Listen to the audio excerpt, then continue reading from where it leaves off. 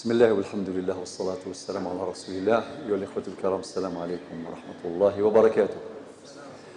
كون جعل ربي ذا ذروم يفاد في اللون الهموم، كون يفكر ربي ثم عشت اللي سر ثلاثا السر ودي وربي شفا يموضن نون يموضن الأمة مرة، وذا يرحم ربي الميتين نون يرحم الميتين إنسان من مرة، وغادي جعل ربي سوي قاذي ومي قبل الطاعات في شهركي عزيزا غلاين علاين شهر رمضان المعظم. نلا غنحتسب الأيام ثورا رمضان أيام معدودات، ولكن أن بقية الساعات معدودات. أسأل الله حسن الختام للجميع. مثلا عنوان الدرس: الإنسان بين الألم والأمل والعمل والأجل. ألم، أمل، عمل، أجل، 4 محطات. أبدأ بتوفيق الله عز وجل بالحديث عن الإنسان. الإنسان من أكرم الموجودات يدي خلق ربي سبحانه ويكرميه. الجماد، فوق الجماد نجد النبات، الشجر وغيره، وبعدين نجد الحيوان، طيور إلى آخره. نجد الإنسان الذي سخر له الجميع. رب سبحانه وتعالى خلقه وأسجد له الملائكة سجود تكريم، هذا مظهر من مظاهر التكريم. ربي كرميث إسجداس الملائكة بعد مثل يخلق آدم عليه السلام سجود التكريم لا سجود عبادة. يكرميث يفكيس زال يفكيس القيمة. يكرميث ربي سبحانه عز وجل إمي يفكيس العقل، الدماغ، العقل المفكر. والعقل اللاغ نعمة كبيرة جدا. العقل مناط التكليف، مولاش العقل وتتكليف على ربي. إذا سلب الله ما وهب أسقط ما أوجب. العقل سي سريع عبد ربي بنادم يرني في كياس ثمسني ربي يعلم آدم ويفكاد العلوم والمعارف متاحة. العقل يبحث عن العلوم والمعارف.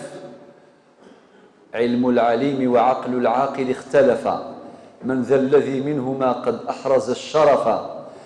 فقال العلم أنا أحرزت رايته، وقال العقل أنا الرحمن بي عرف. فأفصح إفصاحا وقال بأينا الرحمن. فأفصح العلم إفصاحا وقال بأينا الرحمن في فرقانه اتصف. فبان للعقل أن العلم سيده، فقبل العقل رأس العلم وانصرف. العقل إفكاد ربي العلم يكرميث، إفكاس ربي مقومات الحياة سوش يعيش، وإفكاد ربي العبادات باش تعلمنا كيف نعرف وكيف نتعرف وندرك قيمة هذه المقومات. أمان من مقومات الحياة. أمان في هذا رمضان من مقاصد الصيام إدراك قيمة النعم التي لا تعد ولا تحصى، وإن تعدوا نعمة الله لا تحصوها. أمان. ربي وجعلنا من الماء كل شيء حي في سورة الأنبياء الآية 30. ربي قال وقال الذين كفروا لولا نزل عليه القرآن جملة واحدة كذلك يثبت به فؤادك ورتلناه ترتيلا. بعد شو دينا إند وجعلنا من الماء كل شيء حي. المدلول في الآية وجعلنا، وقال الذين كفروا لولا نزل عليه القرآن إلى آخر الآية. المدي وضن دا دينا وجعلنا من الماء كل شيء حي. حياة الإنسان بالماء، والماء مقوم أساس في الحياة، مقوم أساس في حياة الإنسان، في حياة النبات، في حياة الشجر، في حياة الطيور، في حياة الحضارات. نقرأ في التاريخ حضارات ما بين النهرين، دجلة والفرات. نقرأ عن الحضارة الأكادية، نقرأ عن الحضارة الآشورية، نقرأ عن الحضارة البابلية، نقرأ عن الحضارة الفينيقية، نقرأ عن الحضارة المصرية القديمة، نهر النيل، الأندلن ومان لانت لي سيفيليزاسيون، لانت حضارات. إذن في النهاية أمان عنصر أساس في قيام حياة الإنسان، حياة الشجر، حياة الحيوان. وجعلنا من الماء كل شيء حي. وكذلك الهواء، بل هو أصلا هو الأساس. الهواء أكسجين ونزميرارة، بدليل ممكن نصبر فما نصبر في القوت نصبر عادي، ونزميرا نصبر في الهواء. يجعل ربي مقوم أساس لحياة الإنسان وحياة المخلوقات وسائر الكائنات ومجانا. لو كان الهواء يطلب بالانتظار أو بالمال لمات الكثير. نخدم لاشين باش ناخذ فينا مال، ممكن نصبر القوت. إذا كان نخدم لاشين في الأكسجين أدي نوارث السمان دي هدون تبقى على خير، دي وارد كان ثم ديثو.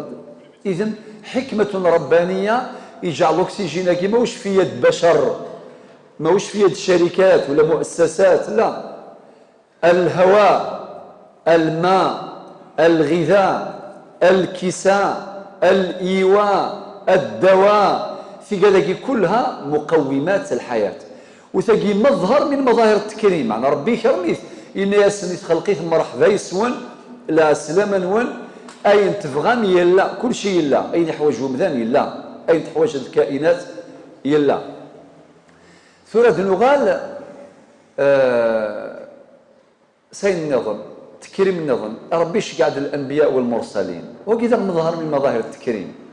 يشقع ثنيد أم يشتين دي شقع باش غدالون سافريد المستقيم، باش غدورين ربي الخالق.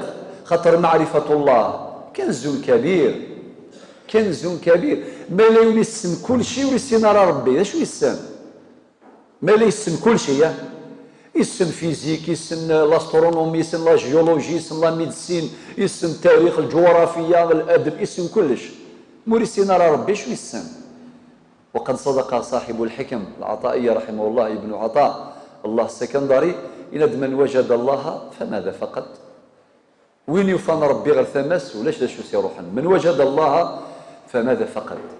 لذلك إخواني الكرام أدنغال أدنفقن باللي إميدي الشقع ربي هدات للبشرية استقبالي قرن سن إمولهن انتالسا لا تيرمينولوجي تقبايليت إمولهن انتالسا استعرف هدات البشرية. إمشي قاع عندي شقع ربي باش غدي لينا ربي يلا يكون دي خلقنا يون ماشي سين.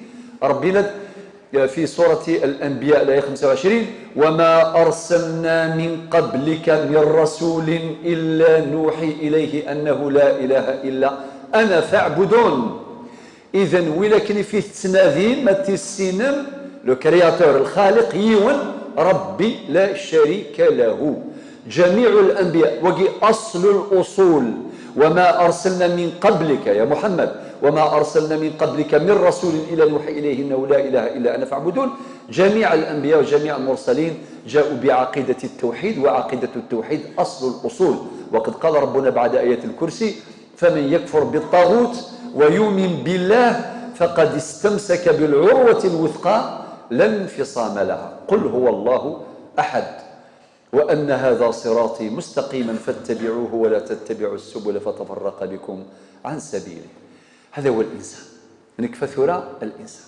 والإنسان في الحقيقة في كاس ربي كل هذا باش يكلفه، ماشي كذاك، شرفه وكلفه. كلفه باش يعمر هذه الحياة، يعمر هذه الحياة ولا يخربها ولا يدمرها. المفروض الإنسان الذي يدرك سر الوجود. أما السادس لا في دو روت واضحة، كل شيء واضح يفكاس ربي الوحي الإنسان لا بوصول باش ما يضيعش.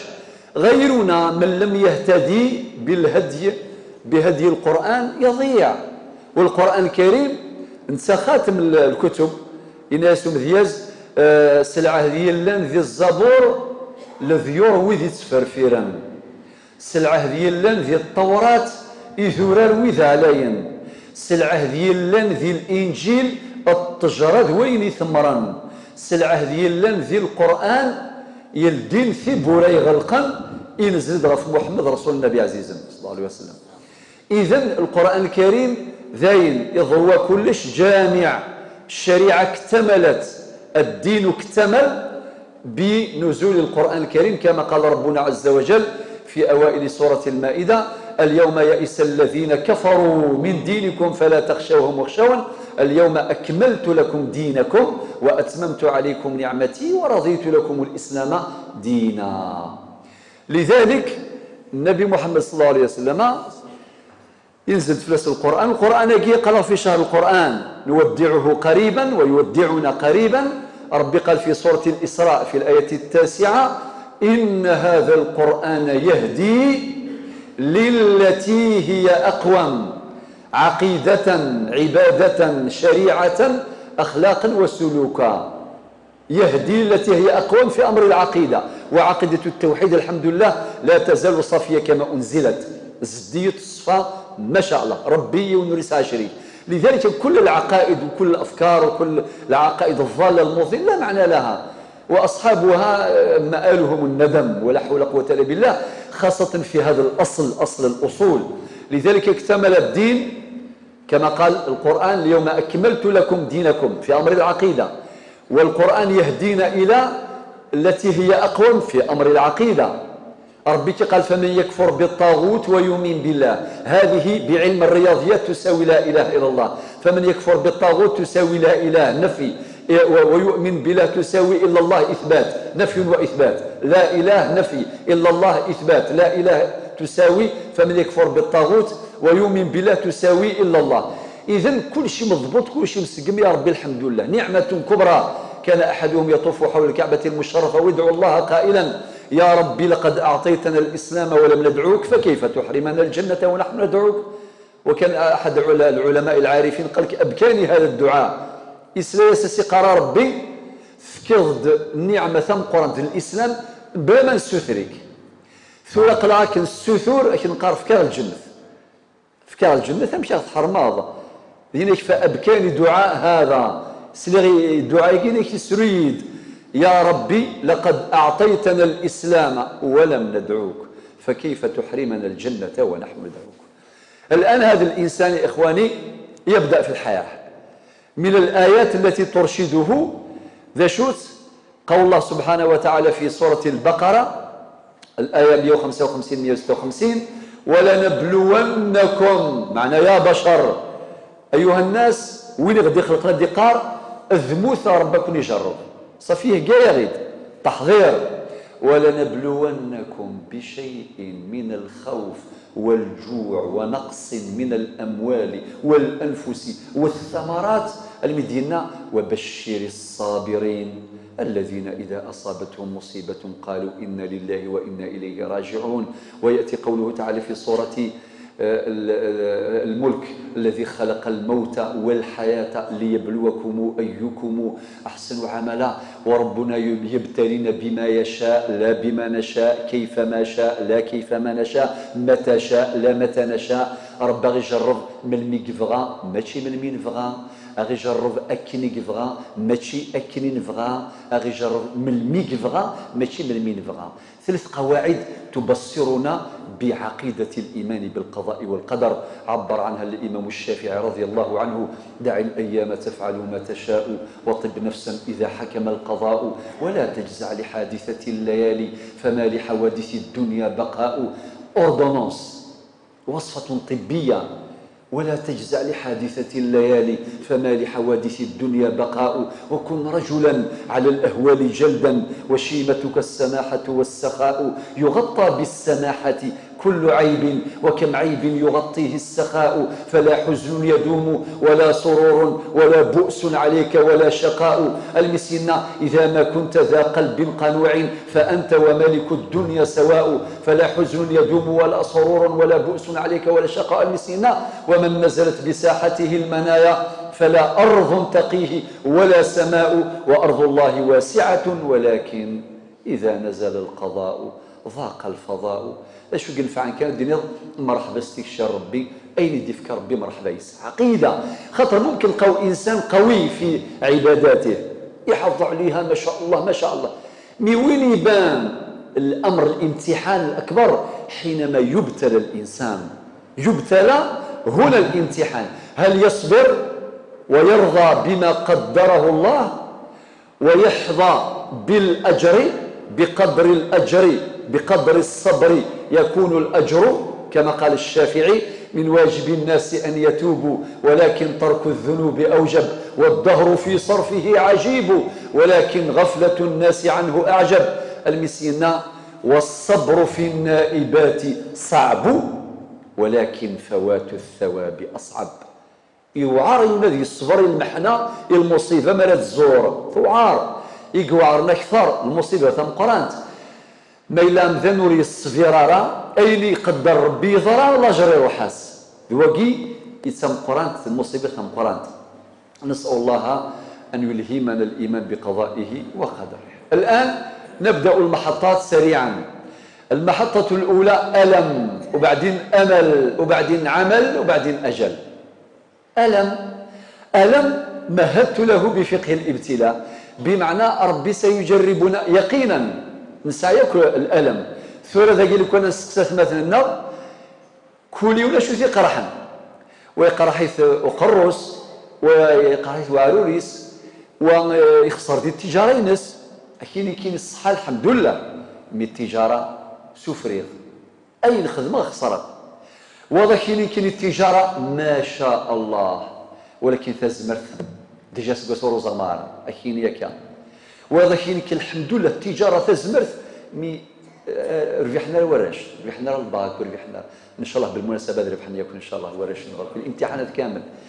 صافي نسعى كل مال فينالمون يعني كل يوم ولاش في قرحنا ولاش فيك ساعه فيش دو فو مع ربي سبحانه ولاش.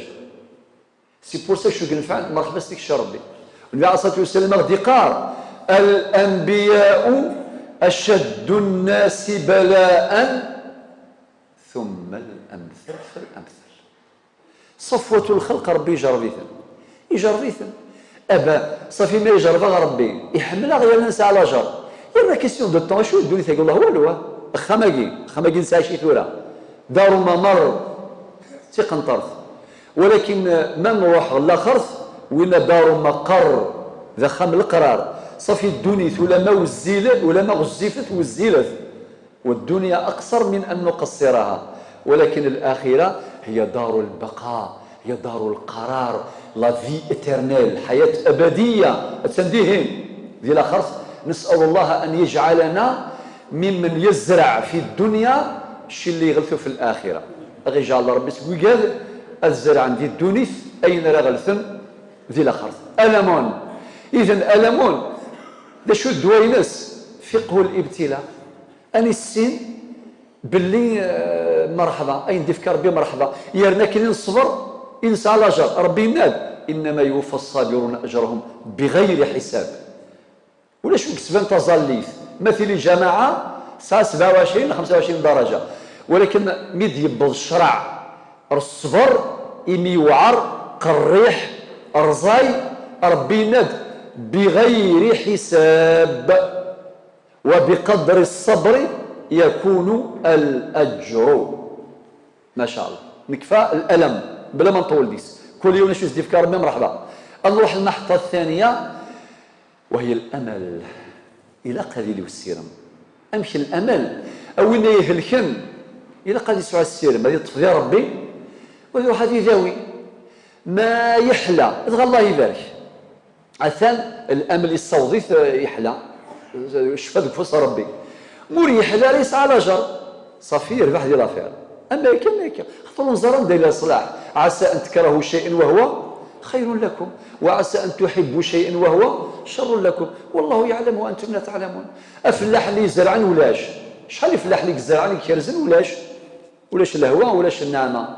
إلا قد يصبر غادي يسعو الأمل، بمعنى لو كان انت حسابو فلاح انت زرعه، ولكن الفلاح يسعى السيرم يزرع يكرز ولاش يطفي ربي. ذي التجاره كيف لازم يكون عندك امل، زيد مشاريع استثماريه اخرى وربي ينجحك. ذي القرايه ممكن هذا يخسر يوم من بعد في ديال الدنيا، الناس كل محنا ثرنو في العقل. انا عامين كل محنا زيد في العقل. زيد الشاعر الزمالي شو سينا شتي لك المصائب وكذا النوائب، ناس خاطئ، الناس اللي محلك صربين الجزاء، الناس جزى الله المصائب كل خير ففي قلبها ولد الرجال. وقل كان فلسفة الفهم يفهم جزى الله المصائب كل خير ففي قلبها ولد الرجال. الأمل، أعلل النفس بالآمل أرقبها ما أضيق العيش لولا فسحة الأمل. إلا كان زوا السير ندي كلش مي وين يعصن ربي مليح يتشرد المعصية. ربي سيقار في أرجى آية في القرآن قل يا عبادي الذين أسرفوا على أنفسهم أو قاذي غرقا ذي الذنوب ذي المعاصي يزن ربي ذقوله وننسن السيرم. أشو سنينا إنا سن لا تقنطوا من رحمة الله واحد وتسيستر سير رحمة ربي سي بورسان كنا يثمثن وري جوزارا أن الزولايس ذقولهن أطول ضيون بالك 60 سنة وري الزولارا حذرت تكوندانيض اتونسيون. وإلا قالت نكونداني غنحكم في الناس ونزرارا لا ندري كيف تكون نهايته. من بعد ربي يهدي هذه مرات راباج فور ربي دينا إن الحسنات يذهبن السيئات ولحسن حظنا أن السيئات لا يذهبن الحسنات.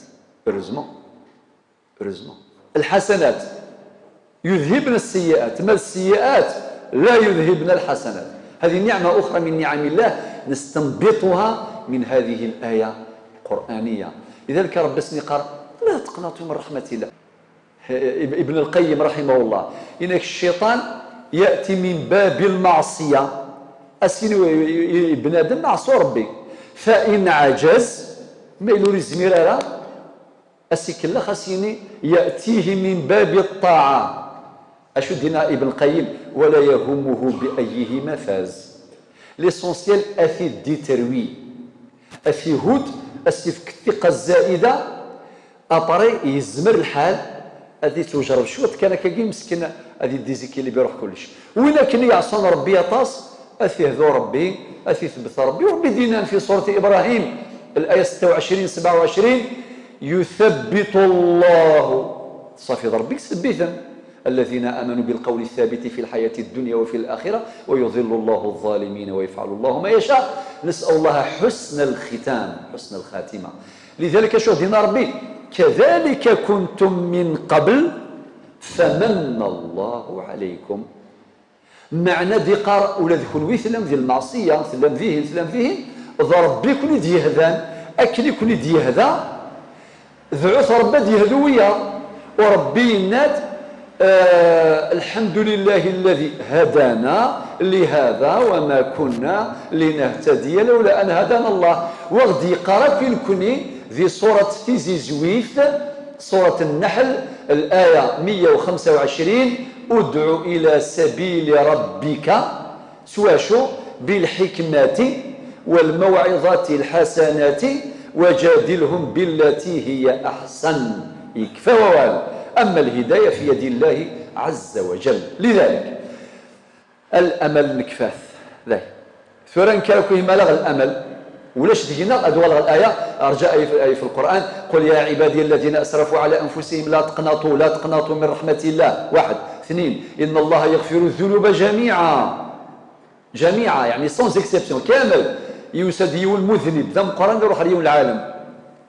الناس يمكن يعصي ربي ما يعفو ربي الناس ربي يعفو كلش ذنبتي دي وعدان وربي لا يخلف الميعاد.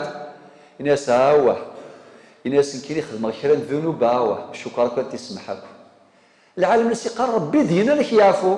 شوف كان توبة النصوح الناس هو شكرك الناس ربك يعفو ياك تخدموا صوف تنقالوا ثقي ثلاياس شكرا انا كي ربي يعفو الشينيه ربي سبحانه وعده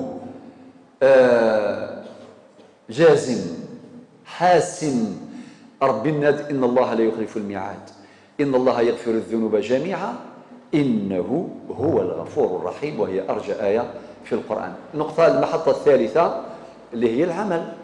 إذا غنسينا كان الأمل خاطر الأمل قلت يكون السف والعقل هذه قيميوان أشي كسير السيرم تفضل يا ربي ولكن اللي يخدم على خاطئ لا قد يخدم إلى قد العمل. معنى القاعدة أمل يدفع إلى عمل. وكذا السيرم سيدنا يعقوب عليه السلام وريو يسال سير رحمة ربي يجمع دراويس اي بورتون إلا قد يايسه لو كان ديون السين غادي يايس امشي عجب يوسف يروح شحال من سنين ودي في النار فلوس الخضار. من بعد دوزيام بوان يعني عامل من عوامل اليأس انه ودي يصوت الخضار ذات مثنيس ناس أفذا يوسف يتشات والشم أكيد إن القرآن وجاءوا على الناس وجاءوا أباهم عشاء يبكون أسرون قالوا يا أبانا إنا ذهبنا نستبق وتركنا يوسف عند متاعنا فأكله الذيب. نجاة ذا عساس طبعا خلف الانجاجمون ذاك فيه تفاصيل كثيرة سنعقد مع بابا السن ناس ثانوية تاع يلعب وان الجنت ذا عساس نثني اللعبن قل كان رنق الموسى ضرا وجاءوا أباهم عشاء يبكون قالوا يا أبانا إنا ذهبنا نستبق وتركنا يوسف عند متاعنا فأكله الذيب وما أنت بمؤمن لنا ولو كنا صادقين. وجاءوا على قميصه بدم كذب قال بل سولت لكم أنفسكم أمرا فصبر جميل والله المستعان على ما تصفون إلى آخره. الرسالة حبيت نفوتها لكم. اجتمعت عوامل اليأس لدى يعقوب ولكن قلبه عامر بالأمل لأن قلبه موصول بالله. هذه القاعدة.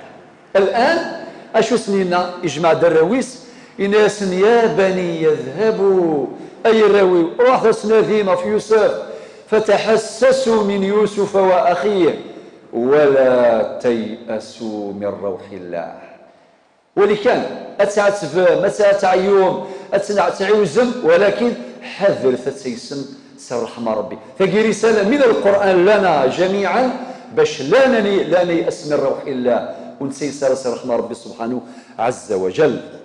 يلا إذن عمل وربنا في سورة التوبة الآية 105 إن ربي خدمت ودينا راه قيمت إن غد خدمت هكا الفلاح هذا يخدم التاجر هذا يخدم الشيخ هذا يخدم الطبيب هذا يخدم وين يقرن هذا يخدم وين يحكم هذا يخدم غادي يقرب خدمت بآيات تفيد البيان الكلي معنى تدخل في جميع الفروع في هذه الآية التي سأقرأها الآن في سورة التوبة 105 ربي وقل يعملوا خدمت ولكن حبس فسيرى الله عملكم أول من تعرض عليه الأعمال هو الله. فلم كي نظام سؤال وقض من دينا غيقبلها ربي الطاعة نقول لكم حاجة باش السمارة شغل في الدوسي نخدم الدوسي وثي ربي سبحانه الظلت من الظلم رمضان نظام إلى آخره وين يتشان السلع ذرت زرم الأحكام ينس ربي غفور رحيم ما يفدوها من سبيل الزمن ما شاء الله إلى آخره. نخدمك الدوسي بعد سنة ربي يقبل ذا جنذعو نسأل الله القبول. ومن علامات القبول إن شاء الله تعالى أن يوفق ربي سبحانه يوفق الأعمال النظام يكفى رمضان مازال تفريت مني ما شاء الله ذي الطاعات الخير البقيات الصالحات العمل الخيري الطاعات العبادات إلى آخره المحبة الأخوة بين الناس الأخوة بين المسلمين والمحافظة على الجيران وصلة الأرحام وإلى آخره ما نخدم شغلاكي صافي لا باس المعنييس يا ربي يفخر إلى عمل آخر بمعنى يقبل الخدمة ثم زواروث في قاذي عدان الشغل ديالنا ربي سبحانه عز وجل ندوقوا ليعملوا فسيرى الله عملكم ورسوله والمؤمنون بعد شو دينا وستردون إلى عالم الغيب والشهادة فينبئكم بما كنتم تعملون وين يبغى نسكسوس وذي وسنين مدنا سيدي إلى قد يشروا في ذي العمل ثم آخر محطة الأجل نعدد الحياة داير الحياة في الحقيقة هذا الوقت تساقي الله فيه دروتنا داير تكفى كنسيقر الشيخ محمد الحسين ثلاثة عفو ربي ناس واش تصبحيث ورنسعي ثمديث ربي أتى أمر الله فلا تستعجلوه كل آت قريب ولاش تصبحيث ورنسعي ثمديث يأتي الأجل وين غادي خلقني ديالنا واستغيمي ماري دوني ثاقي استاشنا دوني ثاقي خالدين ذاقي مزرعة مؤقتا ويفكاس ربي 20 سنة و70 سنة و100 سنة الله أعلم أن مثيك أن غلى ربي سبحانه عز وجل نسير ديال القرآن الكريم في آخر ما أنزل في القرآن في الآية 281 من سورة البقرة ربي ناد واتقوا يوما كنقانص قبالي إلا وسا إلا وزكا إلا وزكا ربي دي قار أقلث خممث حزفث وسنقارو واتقوا يوما ترجعون فيه إلى الله ثم توفى كل نفس ما كسبت وهم لا يظلمون أسنين قالوا دياس المثياك كل من عليها فان ولكل أجل كتاب مادام المثياك إلا كان حزب وسني أكن دينا ربي في سورة الكهف الآية 110 فمن كان يرجو لقاء ربه فليعمل عملا صالحا ولا يشرك بعبادة ربه أحدا الآية 30 من سورة الأنبياء أولم يرى الذين كفروا معنى هذه الأرض كانت متصلة ملتصقة بالمجموعة الشمسية الملتهبة وحينما قدر الله عز وجل أن يستقبلنا نحن معاشر البشر بمقومات الحياة التي ذكرناها من هواء وغذاء وماء وغذاء وإواء ودواء وكساء إلى آخره قال فصلها أولم يرى الذين كفروا أن السماوات والأرض كانتا رتقا الرتق معنى الضم ففتقناهما أي يعني فرقناهما وجعلنا من الماء كل شيء حي أعود الآن إلى خاتمة الدرس الأجل إذن الأجل يثبت ربي يكفل لنا ربي غدينا ولكل أجل كتاب المثنث يقينا ولكن السؤال ماذا بعد الموت مشكلة كبيرة جدا ثقيل قصن حزبك لذلك قال الشاعر إن الموت باب وكل الناس داخله يا ليت شعري بعد الباب ما الدار دار نعيم إن عملت بما يرضي الإله وإن خالفت فالنار هما محلان ما للمرء غيرهما فانظر لنفسك أي الدار تختار ما للناس سوى الفردوس إن عملوا وإن هفوا هفوة فالرب غفار ما ليون يحسنوا تمتثرا أسئلة كنسينا عمر بن الخطاب الفاروق إلى اسمي سليغ مدن قارن يموت الفلاني أكيد سمسلاي الخبار الموتى أكيد قد الفلاني يموت الفلاني تقال تموت أشو السقار سيأتي يوم أديس يونواس أسئلة مدن مات عمر وقد مات عمر الفاروق شهيد المحراب وين يبغان هذه يروح هذه يزرز شوان وهذه والي ويموت في 10 سنين وفي 50 سنة و100 سنة الله أعلم أتيت القبور فناديتها فأين المعظم فيك والمحتقر وأين المذل بسلطانه وأين المزكى إذا ما افتخر تساووا جميعا فما مخبر وماتوا جميعا ومات الأثر تروح وتغدو بنات الثرى فتمحو محاسن تلك الصور فيا سائلي عن أناس مضوا أما لك فيما مضى معتبر هذه المعاني وغيرها عبر عنها الشاعر الأمازيغي الأصيل الحي حفظه الله وبارك فيها في حياته الشيخ رمضان إلى صلاة في النبي الطهر نتساند ففن الشفاعة ثقسيط الموت زيغ ثوعر أشحالي فردان تسعة يكفغو يغزي في العمر لابد بعض الساعة فساد المس الحرف الليف تكفى الهضرة تكليف الشهادوري الثليف هذا الشيء هذا غير العالي فساد المس الحرف الباء تفاد الهلاك السبا ولا سمير من الطبة رسول بابن القبة مشى فعل الشيني فساد المس الحرف السين اضرو حرسخه من الحصين نك ياكل الفعلي ودي سين امشى اني ذا نكنين كيموت حسن الحسين امشى اني ذا نكنين فساد المس الحرف الجيم المؤمن يستهج غرف القران ذا جيم سيتمس ان شاء الله تنجيم اسمن عمسي الحزاني فساد المس الحرف الحاء ناس زيك اسمك صحا ذي بيت الله يقلحا ان شاء الله الذنوب كيمحى الصلاه على العدناني فساد المس الحرف الثاء الصوره يوثه ثوثه الروح يسعد المرثى اي غير دينا الشاعر يسعد المرثى خاطر المال اذا هضراكني الالم ولاش الالم يغلفن الروح ما تفا يقول ما تقرا حيت تغمستيس الم اكيني والله ما تجاوز الصغر ارجوك ولا تقرح المعده يس اكينو يا لطيف المعده ومن سافي ولاش من سافي ياكل ادي صواشني كيني اعروري ليرني ديسكال يا حاصه ولاش نسى في الحقيقه اللي كيقرحني قرحيك صغير هو ياكل الجسد ميما داس الموت اتفيزي الروح مباشره صافي يجمع داك المال اكل الم سطر عند النظام اريد صوغاره غير الالم من الروح مرث الجسد الموت ما معنى تعريف الموت الموت تعريف الموت فراق الروح للجسد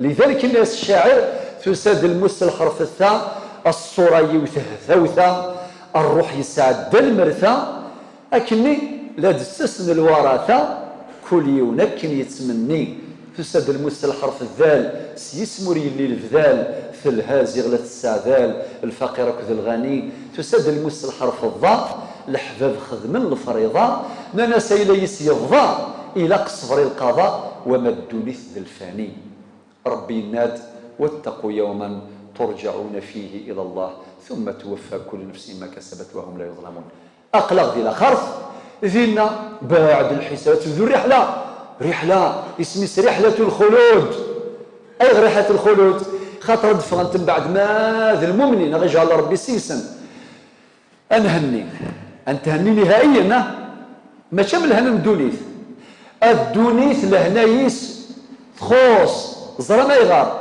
خاطر إلا وين تسلوغن غلا إلا وين تسلوغن الحياة فيها منغصات لذلك السعادة مؤقتة آنية ليست دائمة ولكن السعادة الحقيقية مراكين قال الجنة سؤال الإمام أحمد متى الراحة يا إمام قال عند أول قدم نضعها في الجنة ويوم القيامة غيجعل ربي سيسن أسنيني ربي في سورة الزمر الآية 67 إلى غاية الآية 75 أسنيني أديني وسيق الذين اتقوا ربهم إلى الجنة زمرا حتى إذا جاءوا إلى الزمراء أكيد تعرف زمر ربي دي الدوني ثنقروا جماعات ربكم يوفقات الشمل الجنة جماعات حتى إذا جاءوها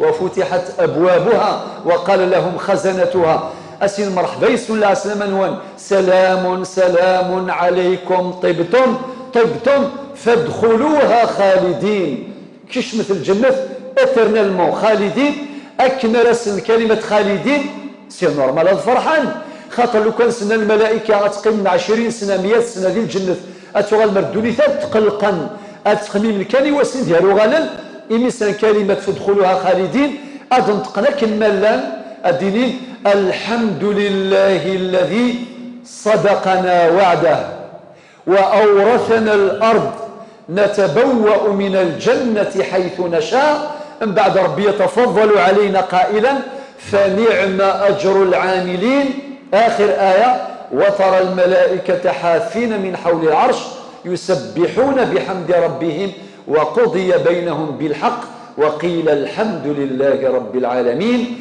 الحياة ألم يخفيه أمل وأمل يحققه عمل وعمل يفنيه أجل وبعد ذلك يجزى كل امرئ بما فعل والسلام عليكم.